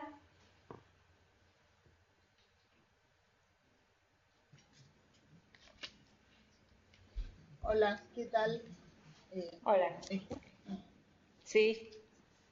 ¿Qué tal? Vamos a ver quién preguntar algo. Acá tenemos una pregunta. Sí, no, el micrófono está allá. Quería saber si el material que mostraron está disponible o nos lo pueden enviar, porque anotamos varias cosas, pero me interesaría tenerlo. Bueno, vamos a ver, yo voy a ver qué es lo que voy a poner, porque bueno, falta mucho. Les quiero decir que, miren, llegué a la diapositiva 30 y son 101. Así que déjenme que adelante un poco más. Ok, gracias. Acá tenemos otra pregunta. Yo quería saber si usted considera, Alicia, si hay una cantidad de alumnos que usted considere que el docente debe tener para poder evaluar adecuadamente y cumplir con las modalidades de evaluación que usted propone. Usted me está preguntando si es necesario que haya un número determinado por mucho o por poco. Por lo que sea, para que usted pueda cumplir con todas estas modalidades que usted establece. Es decir, tener una cátedra de 100 alumnos, tener una cátedra de 10, Eso es lo que una cátedra preguntaba. de 50. ¿Cómo hago para poder abordar todas este tipo de modalidades en función de las cantidades de alumnos que dispongo? No, usted, por eso le pregunté, hace una pregunta que es muy atinada, porque la evaluación formativa es complicada cuando uno tiene muchos alumnos. Pero mi pregunta obligada siempre es, ¿cómo está compuesta su cátedra? Porque la cantidad... En este momento no tengo inconvenientes con relación a la proporción, pero de haberlo, ¿cómo se soluciona eso? No, ahora le explico por qué. Recuerdo que en alguna ocasión alguien me preguntó algo semejante y me dijo, ¿qué hago yo que tengo 450 alumnos? Entonces le pregunté, Bueno, le pregunté, ¿cómo está compuesta su cátedra? Un ayudante y yo. Claro. Bueno, eso tiene una respuesta. Sí, porque mi respuesta siempre es cómo se distribuyen los roles dentro de la cátedra. Pero claro, cuando tengo eso, él me decía, lo único que puedo hacer es tomar un multiple choice. Y yo le decía, sí, mejor que lo construyas bien, pero otra no veo. Pero usted estadísticamente no tiene una proporción sobre la cual se ha trabajado y se puede establecer una relación. No, mire, yo he trabajado muy especialmente el tema de los cursos numerosos. Es decir, cómo trabajar con cursos numerosos. En realidad hay algunas exigencias de tiempo, de disponibilidad de los docentes para trabajar con los alumnos. Por lo tanto, yo le puedo decir que si usted tiene una cantidad muy grande de alumnos y muy poco personal se tiene que ocupar de ellos, hay funciones de la evaluación que tienen que ver con la personalización del trabajo que prácticamente se hacen imposibles. Uno puede tratar de lograr la mejor solución que se pueda, cosa que a veces es mejor que lo que suele hacerse, porque hay algunas posibilidades. Le voy a dar un ejemplo.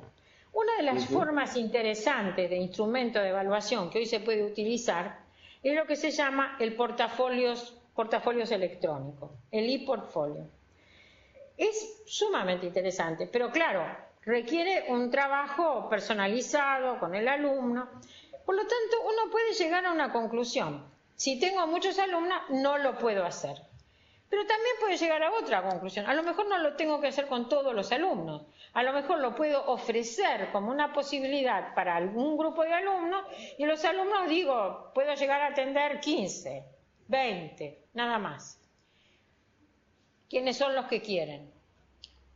Bueno, en un caso usted va a tener una cosa muy personalizada, muy rica, muy interesante y realmente los va a superorientar. Y a los otros va a tener que garantizar que efectivamente les está dando una buena devolución del trabajo que hicieron. Cosa para lo cual no necesita tanto tiempo y va a depender de la clase de instrumentos que use. Hay algunos instrumentos que llevan tiempo de construcción, pero que la calificación se hace rapidísimamente, como usted sabe, y por lo tanto se pueden interpretar rápidamente también los resultados. En muchos de esos casos lo que se hace es hacer un procesamiento estadístico de los resultados para poder hacer una devolución a los alumnos. Pero la estadística nunca individualiza. Por lo tanto, yo puedo decir, para el resto de la cátedra voy a trabajar de esta manera, pero tengo la posibilidad, tengo 20 lugares o 15 lugares para poder hacer un trabajo de este tipo. Y bueno, la diferencia que hay entre uno y otro es grande, pero mal no le hago a ninguno, Quizás le hagan mejor a otros, pero los mejor a otros van a tener que dedicar tiempo y esfuerzo para hacer ese trabajo. Por eso no es que haya una estadística, tiene que ver tantos factores juegan en esto, también la materia. Porque cuando yo digo cursos numerosos, depende de qué materia se trate. Hay cursos que tienen 1.500 alumnos, y yo le voy a decir que los ejemplos de investigaciones sobre cursos numerosos que yo encontré, todos, lamentablemente, se refieren a grandes universidades, prestigiosas universidades de los países más desarrollados. Mientras lo que encuentro sobre cursos numerosos, que tiene que haber muchos alumnos y que para, por ejemplo, los países latinoamericanos y nuestro país, son declaraciones políticas. En cambio, hay mucha investigación hecha sobre cuál es la situación de los alumnos, por ejemplo, de primer año que se encuentran en cursos numerosos, en grandes universidades que tienen en los primeros años muchas veces materias comunes para distintas carreras, lo que hace que se junten muchos alumnos. Así que es difícil. Su pregunta no tiene una única respuesta. Hay que considerar distintas cosas. Si efectivamente son muchos, si no son muchos, si es un trabajo de laboratorio, obviamente. Pero yo recuerdo una profesora que va a parecer absurdo lo que yo digo, pero era profesora de química biológica que tenía 4.500 alumnos. Y ella había decidido que sin trabajos prácticos de laboratorio ella no los iba a dejar pasar. Y se las arregló con su cátedra para que hicieran todos trabajos prácticos de laboratorio. Ella ya no está más y eso no se hace, pero en la época de ella se hacía. Por eso le digo, depende de muchos factores distintos. Muchas gracias. Bueno, pasamos a Facultad Regional Buenos Aires. Hola, sí, buenos días. Buenas noches, mejor dicho. Yo estoy sola, así que mi nombre es Marcela. Bueno, a mí me interesa particularmente la evaluación auténtica. En ciencias básicas, hago una pregunta. ¿Cómo una evaluación auténtica podría estar relacionada con un problema? Sí, no sé si terminaste, pero puede ser relacionada efectivamente con un problema auténtico. Sí, pero es que a veces la enseñanza de una ciencia básica, que vivo insistiendo que tiene que incluir el trabajo con problemas profesionales. ¿Me escuchás? Se quedó sin sonido, ¿no? Se quedaron Hola. sin... A ver, ¿ahora me oyen? Yo perfectamente. Ah, bueno, ¿oíste lo que dije? Sí, sí. Que hay que relacionar la enseñanza de la ciencia básica con problemas profesionales. Y muchas veces la salida de ese camino, te digo, va por el lado de hacer una relación con otra cátedra, en donde, no sé qué ciencia básica estás enseñando, ¿es matemática? ¿Qué es? Física 2. Física. Bueno, puede ser que tu materia pueda asociarse con otra para realizar algún tipo de trabajo. Yo te voy a decir que lo más auténtico de todo suelen ser los trabajos sociocomunitarios, los trabajos que se hacen de extensión universitaria, porque esos son efectivamente problemas reales. Y en ellos puede ser que el tipo de trabajo que se requiere hacer haga una apelación a conocimientos de física.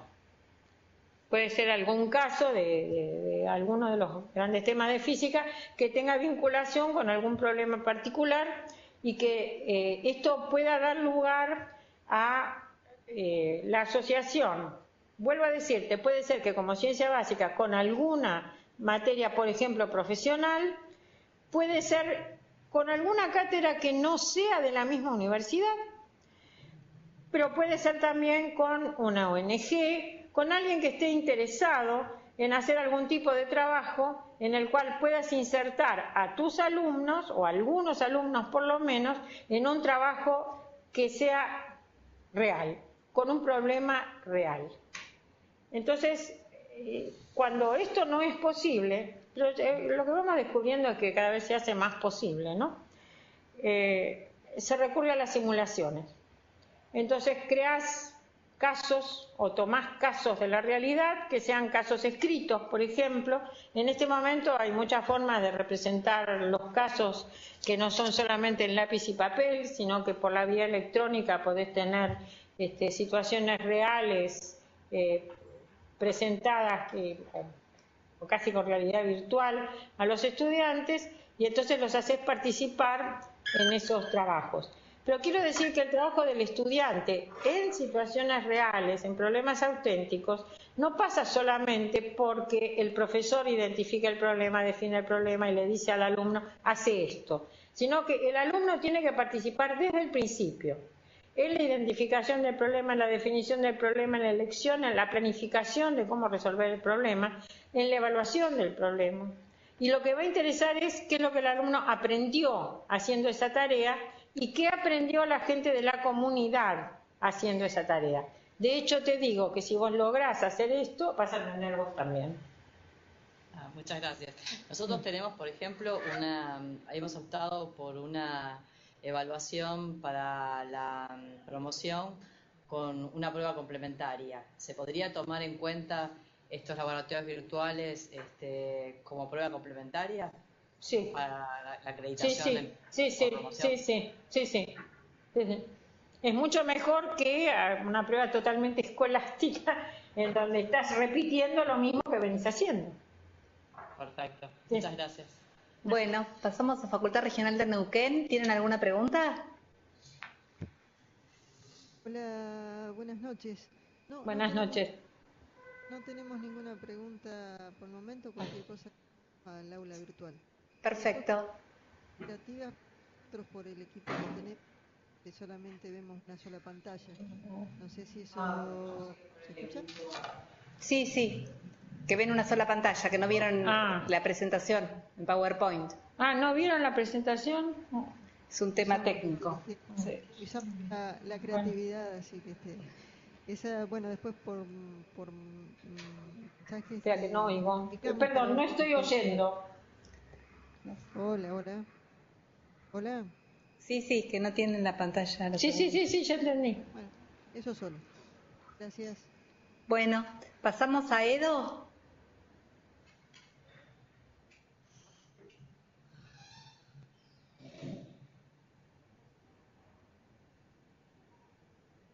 ¿Alguna pregunta en Aedo?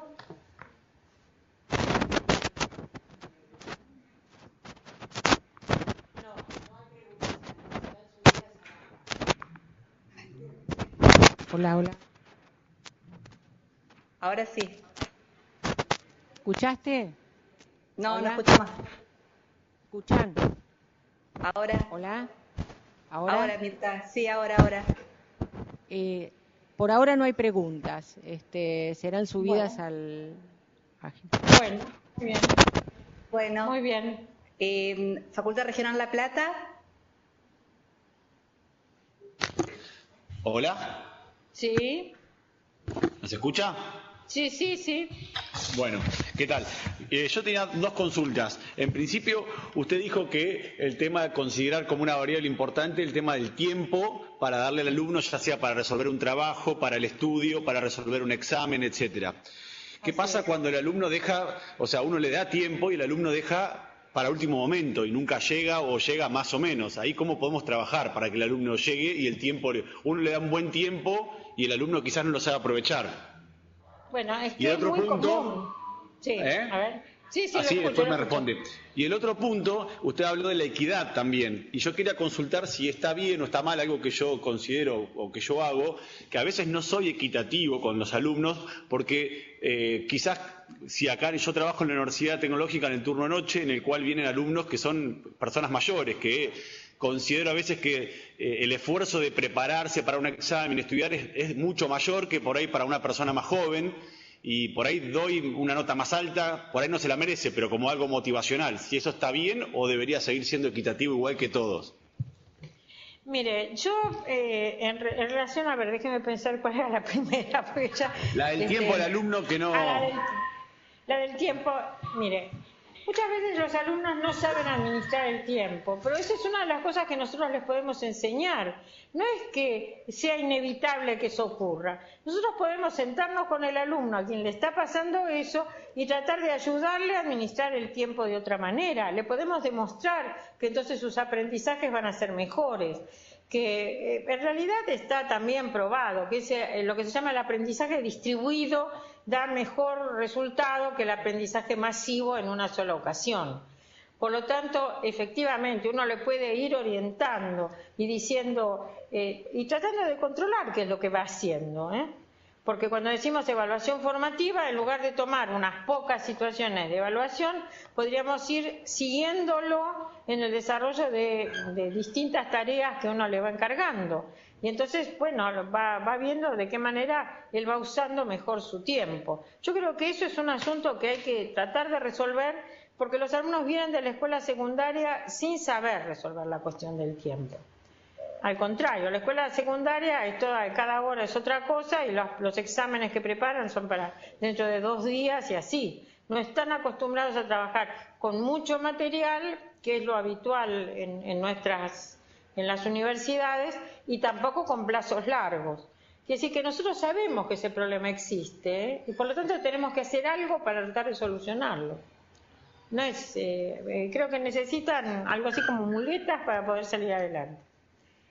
Y ¿cuál era la segunda? En relación con la equidad. ¿En la relación con? Con la equidad, dice que en relación con la equidad, sí. Mire, cuando yo hablé de distintas modalidades, dije, hay una modalidad que se llama ipsativa. La modalidad ipsativa no es que esté en contra de la equidad, al contrario, usted está tratando de restablecer la equidad. Entonces, yo no creo que usted pueda usar ese criterio para decidir si lo va a aprobar o no. Creo que no sirve como criterio para aprobar o no, pero sí para ponerle un poco más de nota. Eso sí. Si usted nota que efectivamente está haciendo un esfuerzo y que ese esfuerzo es grande y que tiene que sentirse alentado porque está tratando de retomar la carrera o algo así, sí, no está mal, pero que no se confunda. Que no confunda creyendo que es tan exitoso que entonces ya no tiene que esforzarse, ¿entiende? Entonces, uno puede favorecerlo un poco, pero tampoco demasiado, porque se va a confundir en el significado de las calificaciones. Ok, está claro, muchas gracias. Bueno, pasamos a Facultad Regional Mendoza. ¿Hay alguna pregunta? Hola, buenas noches. No, las vamos a subir directamente al aula virtual. Gracias. Perfecto. Facultad Regional San Nicolás.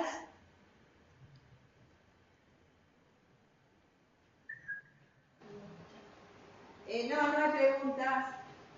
Bueno, Muy bien. Facultad Regional Santa Fe. ¿Alguien tiene preguntas? De la Facultad Regional Santa Fe, ¿alguien tiene preguntas?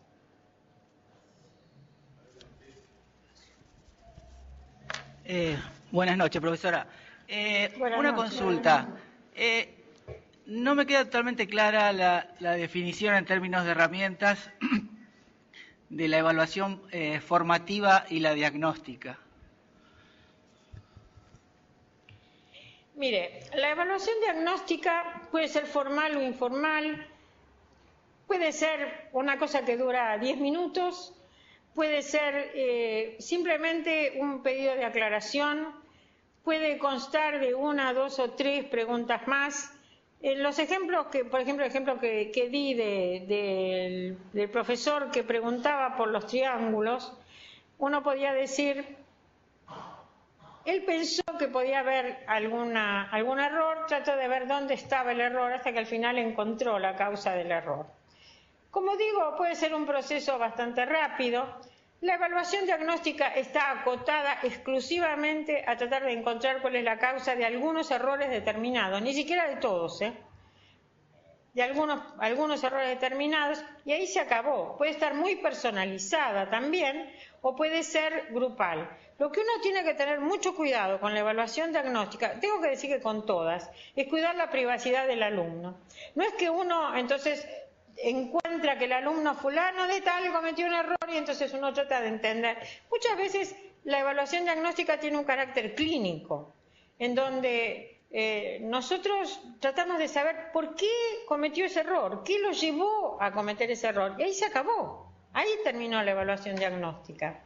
En cambio, la evaluación formativa es mucho más orientativa, acompaña todo el proceso, no es que empieza y acaba en un momentito determinado, que es lo que pasa con la evaluación diagnóstica. La evaluación formativa es un proceso que está totalmente metido con la enseñanza y lo acompaña constantemente. No sé si se entiende la diferencia, pero la evaluación formativa no está destinada solo a ver los errores. Yo insistí mucho, errores y aciertos. Mientras la evaluación diagnóstica toma un error y dice, para darles un ejemplo, mire, yo suelo pedir que ordenen ciudades por orden de norte a sur. Y hay un error, que es un error sistemático, que a mí me sirve como ejemplo para que se entienda una investigación hecha en Italia, en donde la gente se equivoca y cuando le preguntan cuáles son las ciudades que quedan sobre el mismo paralelo o sobre el mismo meridiano que una determinada ciudad italiana, todos se equivocan y dicen mal. Pero dicen mal igual, no importa la edad que tienen. Entonces, ¿por qué dicen mal? La evaluación diagnóstica trataría de averiguar por qué se comete ese error. Y se comete el error porque lo que hacen es enderezar la bota de norte a sur, aunque parezca mentira. Todos han visto el mapa en el Mediterráneo 1000 veces, pero todos enderezan la bota de norte a sur, con lo cual las ciudades que quedan sobre el mismo meridiano o sobre el mismo paralelo son otras. ¿Por qué se comete siempre el mismo error? Por la tendencia a enderezar. Cuando yo trato de explicar esto, creo que nadie me cree. Entonces lo que hago es darles una lista de ciudades y decirles, díganme, entre otras, ¿no? ¿Cuál está más al sur, Buenos Aires o Montevideo? ¿Qué le parece? Buenos Aires. Más al sur. Bueno, la verdad es que Montevideo es la que está más al sur. Porque, ¿qué es lo que pasa? Es un error sistemático. Los uruguayos nunca lo cometen, pero los argentinos sí, siempre. ¿Por qué? Porque enderezan el Río de la Plata. El Río de la Plata no va de oeste a este. El Río de la Plata está inclinado. Y Montevideo está más cerca de la desembocadura, por lo cual Montevideo, la costa en Montevideo está más al sur que Buenos Aires. Ese es un error sistemático. Bueno, la evaluación formativa tiene una amplitud muchísimo mayor. Bueno, pasamos.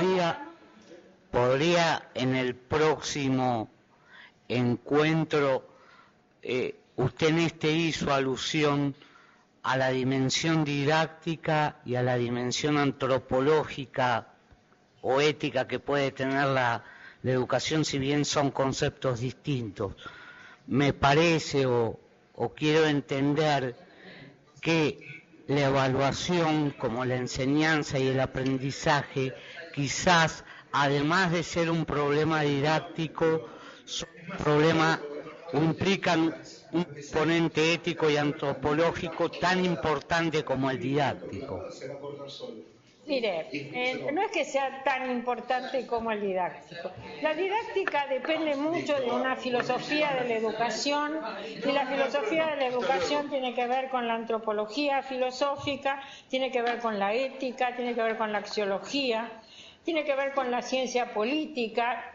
La didáctica es, por eso no es que la didáctica sea menos o más. La didáctica como disciplina tiene una fundamentación que la vincula con todo esto que usted está mencionando. Entonces, cuando lo tenemos que resolver, bueno, se plantea como un problema de didáctica, pero pone en juego, le digo, las concepciones acerca del hombre.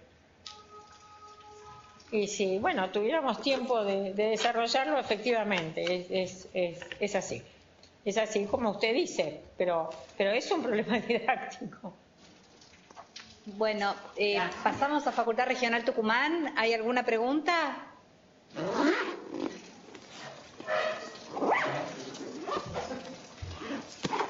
Tucumán.